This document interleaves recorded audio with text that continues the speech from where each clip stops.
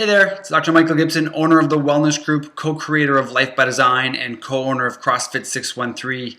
And I'm just sitting here getting ready for the upcoming Eat by Design seminar coming up on Thursday, February 6th at CrossFit 613. And I just wanted to share do a little recap of Eat by Design. I know we've had a lot of new people into the practice lately, a lot of new people really excited to start eating by design, getting excited for the upcoming seminar. And my message has been this, is that eating by design is not a gimmick. It's not a quick fix, and you know what? At times it's not easy, but it does work. And so I think if we're really going to look at if we're really serious about making changes in the way that we eat, we really have to start at the beginning and really have a conversation about Think by Design. And hopefully many of you were at Dr. Pope's most recent Think by Design seminar. It was definitely, in my opinion, the best one he's ever delivered. But we need to go back to some of those simple steps that are discussed in that program. And first of all, we really need to start thinking about what we eat and why. Because I think for so many people, we just eat what we've always eaten, what our parents ate, what we were fed as children, what our government suggests. I mean, they know best, right? So I think we really need to first, take the time to really identify and write down what it is that we are eating, and really give some thought as to whether or not we think that's healthy and why, and then really look to see, or ask the question, what evidence do we have that this is actually healthy, or what evidence do we have that is actually good for me? So I think that's step number one. Step number two is about just creating that vision. What is the vision for my health? And if you've ever done any goal setting before, you know that it's really important that these goals are very, very specific. So I want to get healthier, I want to lose weight, simply not specific enough. You really need to get very clear about what exactly health looks like. If you say you want to lose weight, how much weight? What do you want to weigh at the end of this process? So I think it's really important to get some really clear goals set out for yourself. And then number three is figure out why. Why are you doing this? What is the purpose of this? And this is really going to serve as your fuel. So you really want to get clear about it, really connect to why this is important for you, because without the proper motivation, this is sure to end quickly. And I think not doing these things, not going through these steps is probably one of the most common reasons why the quick fix is just so attractive to so many people, is just that they're just not sure exactly what they believe about food. So, all food looks good, or any theory or any idea or the next, quick fix trend, you're just jumping on it because you're just not anchored to any core philosophy of what you do believe about health and specifically about food. So, Eat by Design is not always easy. It does take work, and I think it starts with those key steps. Otherwise, you're just jumping from thing to thing to thing to thing and never really seeing any results, or certainly the results that you want to see. And the reality is that most people are not happy with the way they look. They're not happy with their weight. They're not happy with their health, their energy levels, their productivity. And it's sad because it really doesn't have to be that way. And so what I want to encourage you to do is take that first step. Join us on February 6th for our next Eat by Design seminar. Start fulfilling that key requirement, which is supplying the body with those most crucial nutrients that it needs to really express that health, because health is really inside us. It's our default. We are born to be healthy. Our genes, we have a blueprint for health. We just need to fulfill the appropriate requirements that the body has in order to express that health. And obviously one of those is to fuel our body in the most optimal way. And that's what Eat by Design is all about. So, I know there's a lot of new people watching this video. And so what I thought I'd do is maybe just go over a quick recap of the 10 key principles of Eat by Design. Here we go.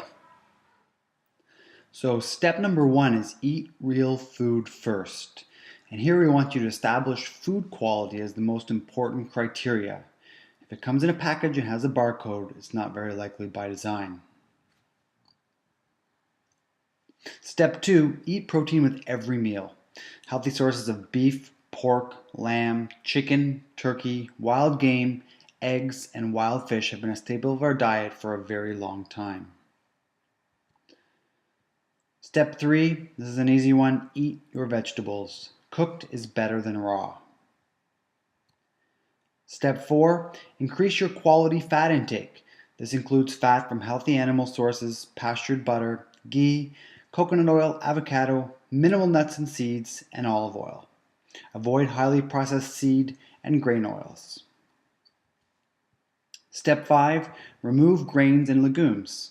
The emphasis is on gluten-containing grains, but no grains or legumes provide us with nutrients we cannot receive from better by design sources in more quantity and with less of the negative effects like anti-nutrient and gut-irritating properties. Step 6. Remove sugar. It is a toxic substance and should be avoided or consumed in very small quantities. This includes high fructose corn syrup, fruit juice, pop, and packaged foods. Fruit is still a sugar and should be consumed based on your goals. If fat loss are your goals, we want to make sure that we consume it in very minimal amounts. Healthy body composition in moderation. Step 7. Earn your carbs. Depending on your training goals and body type, increased carbohydrates intake may be of benefit. They are best consumed in the post-training window and from non-gut irritating sources like sweet potatoes, yams, and squashes. Step 8. These are your Life by Design essentials. Eat by Design is the primary approach to fulfilling nutritional requirements. The essentials just simply fill in the gaps. Omega-3, vitamin D optimization, and probiotic use for gut health. Dairy is a gray area. For the most part, stick to butter and cream raw if possible, avoiding the dairy proteins in milk products, which may be allergenic to many and have other known issues. And finally, step 10, stop counting calories. No animal counts calories. They eat by design. Do the same. So there you have it, the 10 key principles of eating by design. And for those of you who are brand new to this, I'm sure there was a few surprises there, a few things that you're like, wait a minute, that's totally contradictory to what I've learned or what I've known or what I've been taught in the past about food and what I should eat and what I shouldn't eat. So, prove it to me. And that's really what the Eat by Design seminar is all about. And I'll make this promise that during that seminar we will review all of the reason, all of the logic, all of the science and evidence behind each one of these recommendations. So below this video you'll see a link for our next seminar coming up on Thursday, February 6th. It'll be held at CrossFit 613 at 7:30 p.m. It's an hour-and-a-half seminar.